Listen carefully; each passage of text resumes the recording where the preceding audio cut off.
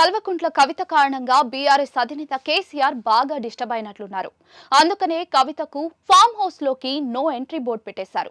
ఇప్పుడు విషయం ఏంటంటే బుధవారం కాళేశ్వరం కమిషన్ ముందు విచారణకు కేసీఆర్ హాజరయ్యారు.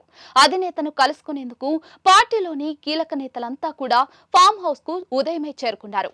అందరు నేతల్లాగానే కవిత తన భర్త అనిల్ తో కలిసి ఫామ్ హౌస్ చేరుకున్నారు. మిగిలిన అందరిలాగానే ఆమె హాల్లో వెయిట్ చేశారు. సుమారుగా 10 గంటలకు కేసీఆర్ పై అంతస్తు నుండి హాల్లోకి లిఫ్ట్ ద్వారా దిగొచ్చారు. లిఫ్ట్ లో నుండి కేసీఆర్ బయటకు వచ్చేటప్పుడు కవిత లిఫ్ట్ కు కుడివైపు ఉన్న మెట్ల దగ్గరే నిలబడున్నారు. కింద హాల్లో తన కోసం ఎవరెవరు వెయిట్ చేస్తున్నారన్న సమాచారం అధినేతకు ఉంది. అయితే లిఫ్ట్ లో నుండి బయటకు వచ్చిన కేసీఆర్ నేరుగా కనబడిన నేతలను పలకరించారు.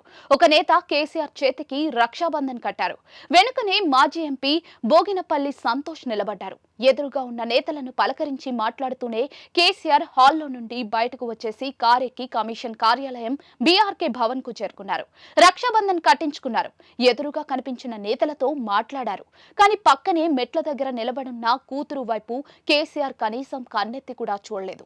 లిఫ్ట్ లో నుండి కేసీఆర్ బయటకు వచ్చినప్పుడు కవిత కూడా ఎదురు పడలేదు. మెట్ల దగ్గర వెనకే దూరంగా ఉండిపోయారు. తాజా ఘటనతో కూతురు కవిత అంటే కేసీఆర్ ఎంతగా మండిపడుతున్నారో అర్థమైపోయింది. అందుకనే గడిచిన 15 రోజులుగా కవితకు ఫామ్ హౌస్ లోకి ఎంట్రీ దొరకడం లేదు.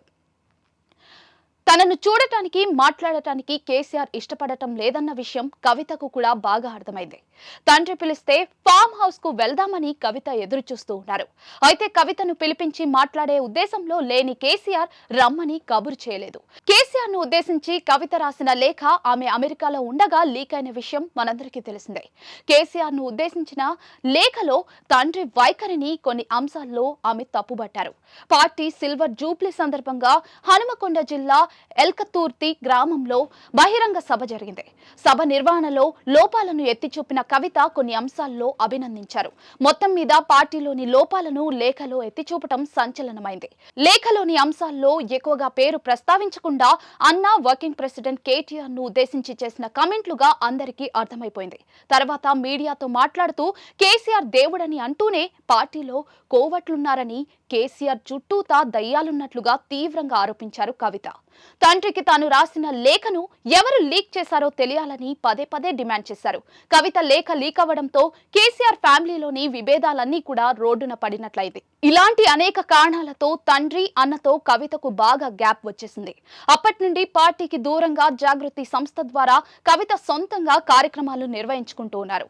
మానసికంగా పార్టీకి కవిత దూరం అయిపోయారన్న సంకేతాలు కనపడుతూనే ఉన్నాయి. తండ్రి తనను పిలిపించి మాట్లాడాలని కవిత అనుకున్నా కూడా సాధ్యం కాలేదు.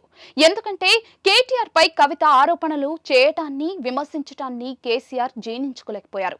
అంతేకాకుండా పార్టీ పరువును కూతురు బజారున పడేశారన్న తీవ్ర ఆగ్రహంతో కేసీఆర్ ఉన్నట్లుగా పార్టీ వర్గాల సమాచారం. ఇలాంటి అనేక కారణాలతో కవితను ఫామ్ హౌస్ కు పిలిపించుకుని మాట్లాడేందుకు కేసీఆర్ ఇష్టపడటం లేదు.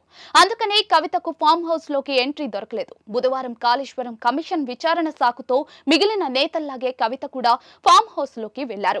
ఎదురుపడిన నేతలను పలకరించిన కేసీఆర్ లిఫ్ట్ పక్కనే మెట్ల దగ్గర నిలబడున్న కవితను మాత్రం పట్టించుకోలేదు. దాంతోనే కూతురుపై కేసీఆర్ లో ఎంతటి మంటుందో అర్థమైపోయింది. కేసీఆర్ కారెక్కి బయటకు వెళ్లిపోగానే మిగిలిన నేతలతో పాటు కవిత కూడా బయటకు వచ్చేశారు.